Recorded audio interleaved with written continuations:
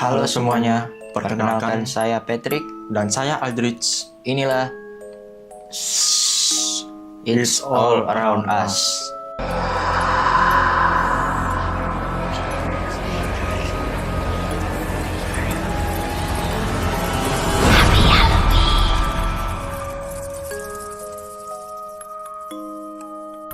Di episode sebelumnya, kita membahas pembunuhan legendaris Hollywood, Black Dahlia.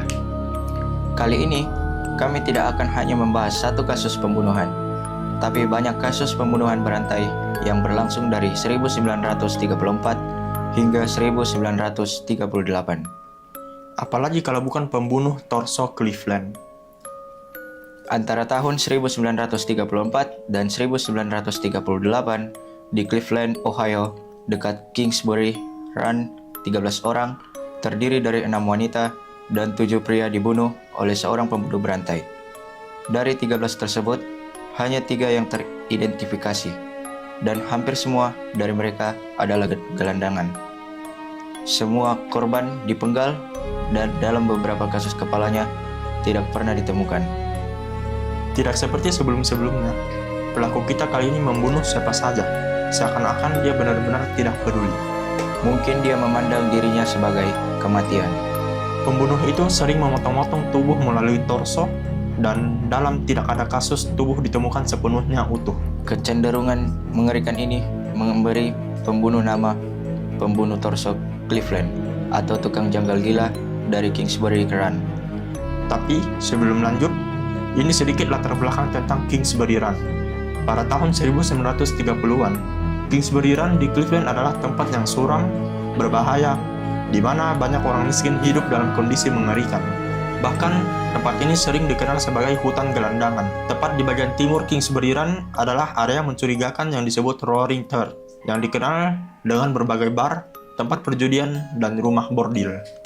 Dengan latar yang sudah jelas, mari kita lompat ke lini masa pembunuhan. Pada 5 September 1934, korban pertama ialah seorang wanita yang tidak diidentifikasi, berusia 30-an, ditemukan di tepi danau. Yang ditemukan hanyalah bagian dari batang tubuhnya, paha, dan bagian tubuh lainnya, tapi tidak ada kepala. Kulitnya merah dan dari bahan pengawet kimia. Kemudian pada 23 September 1935, korban kedua, seorang pria berusia 28 tahun bernama Edward, ditemukan dekat Kingsbury Run di pangkal Jack S. Hill. Edward adalah petugas rumah sakit dan warga biasa di sekitar Roaring Third, tapi ia ditemukan dengan tubuh yang darahnya sudah terkuras. Pada hari yang sama, korban ketiga ditemukan di dekatnya, seorang pria berusia 40 tahun yang tidak diidentifikasi dan juga dipenggal. Tubuhnya juga memiliki bahan pengawet kimia yang sama dari pembunuhan pertama. Pada 26 Januari 1936, korban keempat ialah seorang wanita bernama Florence. Ditemukan dibungkus dalam koran di dalam keranjang di depan gedung Hart Manufacturing. Florence adalah pelayan bar yang tinggal di Roaring Third. Rupanya, si pembunuh semakin berani dengan tempat-tempat dia membuang mayat. Yang pertama di danau, yang kedua di sisi bukit, yang ketiga dekat dengan bukit, dan sekarang ini di depan tempat kerja. Lumayan sadis dan gila ya. Lanjut lagi, pada 5 Juni 1936, kepala korban kelima, seorang pria yang tidak diidentifikasi, ditemukan dibungkus dalam celana panjang di Kingsbury Run. Sisa tubuhnya ditemukan keesokan harinya di lokasi yang bahkan lebih berani. Coba tebak di mana? Di mana? Di depan gedung polisi. Jadi, sekali lagi, dia meningkat. Gila sih. Tapi sebenarnya, salah satu bagian yang paling menyedihkan adalah rupanya ada banyak dari mayat-mayat korban yang bahkan sampai sekarang tidak teridentifikasi. Tidak berhenti di situ. Pada 22 Juli 1936, korban ke-6, seorang pria berusia 40 tahun yang tidak diidentifikasi, ditemukan di hutan dekat Clinton Road. Pria itu sudah mati selama 2 bulan. Satu catatan penting di sini adalah bukti-bukti menunjukkan bahwa dia dibunuh di tempat dan tidak dibuang seperti yang ditunjukkan oleh lokasi mayat lainnya. Jadi korban ke-6 ini awalnya cuma jalan-jalan santai. dan seketika dibunuh begitu saja ya. Ya, yang menariknya lagi, perlu kita ingat, semua korban yang lain telah dipotong-potong dengan cara yang efisien secara medis. Kemungkinan besar dilakukan setelah kematian. Berarti kayaknya pembunuhan ini dilakukan seketika pas itu. Berarti bisa jadi ini bukan pembunuhan yang sama. Atau mungkin ini pembunuhan yang sama, tetapi dia sudah tidak peduli lagi. Dia tidak merencanakan dengan baik dan dia membunuh begitu saja. Semakin sini tampaknya si pembunuh semakin gila, karena pada 10 September 1936, korban ketujuh, seorang pria yang tidak diidentifikasi, ditemukan dekat rel kereta. Dia telah dibunuh dengan pemenggalan. Kepalanya dipenggal, dan setelah diperhatikan oleh detektif, pemenggalannya dilakukan dengan percaya diri dalam satu kali potongan. Berarti pembunuhnya berani dan punya pengetahuan medis. Rada menjijikan ya, tapi bukannya kepala rada sulit dipenggal. Iya, emang sulit. Sapi aja kalau dikurban, itu tidak satu kali potong lurus. Harus naik turun kayak gergaji. Iya ya. Jadi pembunuhan ini benar-benar gila, profesional, dan pastinya tahu banyak mengenai anatomi manusia untuk langsung memenggal kepala begitu saja. Pada titik ini, banyak surat kabar lokal melaporkan pembunuhan berantai hampir setiap hari. Sayangnya, tidak ada tersangka atau petunjuk. Dan jelas, akhirnya ada tekanan yang cukup besar pada otoritas yang menyelidiki. Detektif Peter Merylo dan Martin Zelewski mewawancarai lebih dari 1.500 orang. Bahkan ini ada foto detektif Merylo menyamar sebagai gelandangan. Lanjut lagi, pada 23 Februari 1937, bagian dari korban ke-8, seorang wanita yang tidak diidentifikasi berusia 20-an, ditemukan di pantai timur. Pada 5 Juni 1937, korban ke-9, seorang wanita bernama Rose Wells, ditemukan di bawah jembatan. Sisa-sisanya hanyalah tengkorak dan kantung tulang.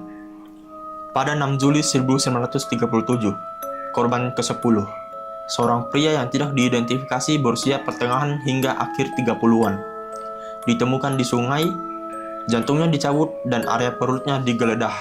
Pada April tahun 1938, bagian dari korban ke-11, seorang wanita yang tidak diidentifikasi ditemukan di sungai. Yang menarik adalah pertama kalinya seorang korban memiliki obat dalam sistemnya. Ini membuat otoritas bertanya-tanya, apakah obat itu rekreasional atau digunakan untuk menjaganya agar tidak bergerak. Mungkin ini berkontribusi mengapa pukulan begitu percaya diri dan begitu mutlak.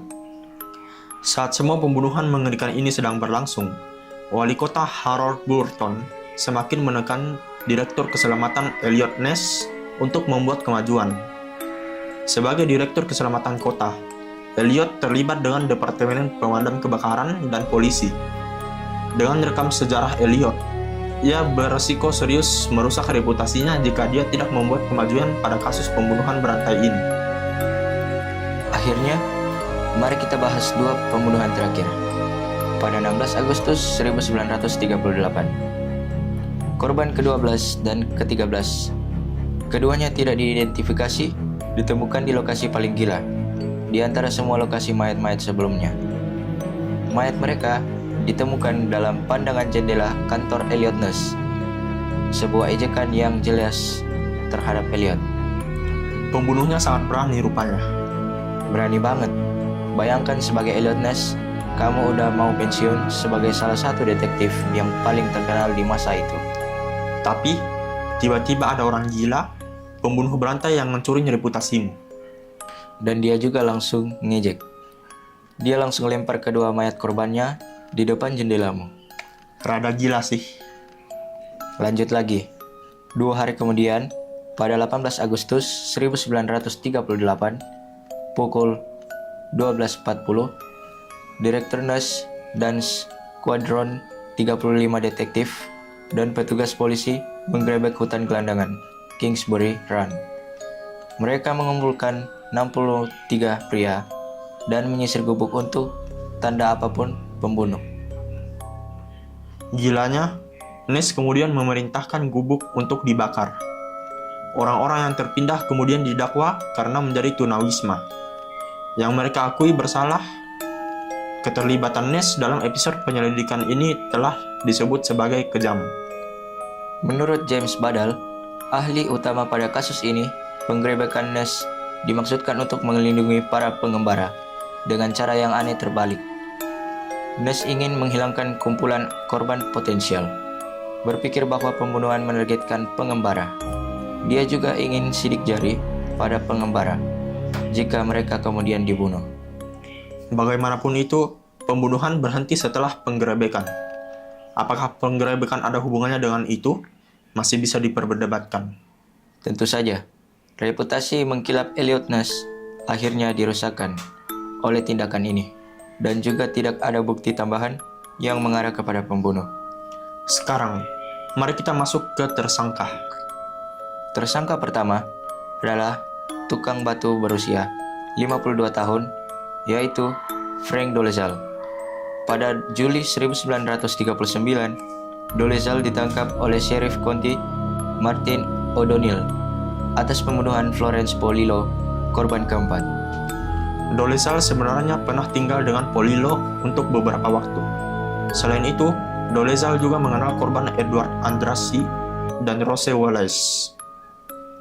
Mengikuti pengungkapannya, Frank Dolezal mengaku membunuh Florence Polillo.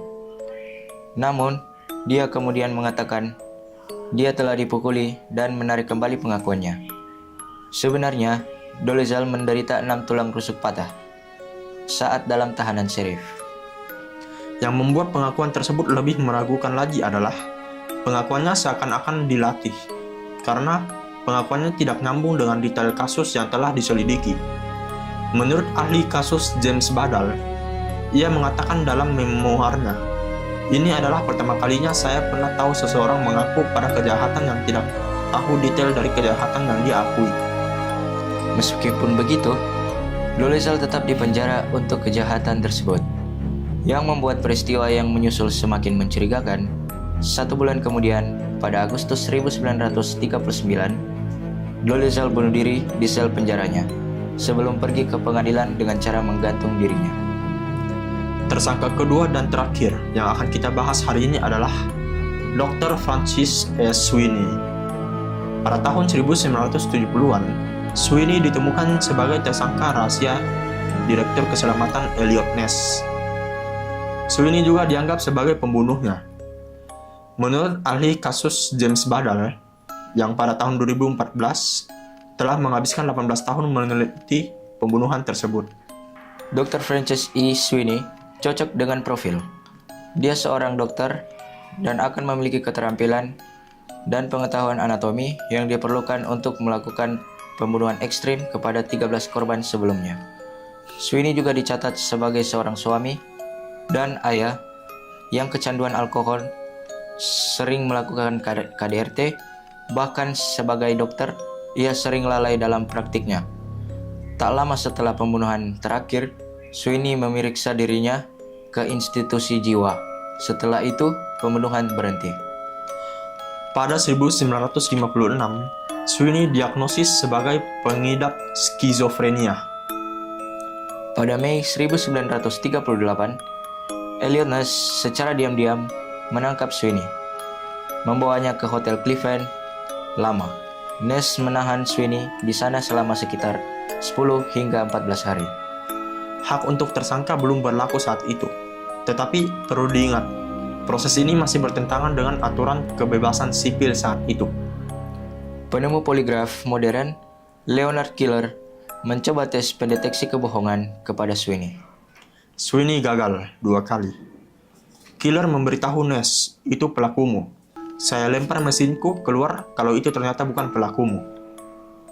Ness harus melanjutkan dengan hati-hati, karena Sweeney adalah sepupu dari anggota Kongres Martin L. Sweeney. Berarti bisa jadi relasi ini penahanan tidak benar dan pelanggaran kebebasan sipil tadi membuat Ness menyimpan bukti tes pendeteksi kebohongan sebagai rahasia. Bagaimanapun, meskipun pengungkapan ini, Francis Sweeney dibebaskan, dan kurang dari 3 bulan kemudian, Dua korban torso terakhir ditempatkan dalam pandangan jendela Ness, sepertinya untuk mengejeknya. Sayangnya, meskipun mereka merasa dia telah memecahkan kasus, Ness tidak memiliki bukti yang cukup untuk membawa Sweeney ke pengadilan.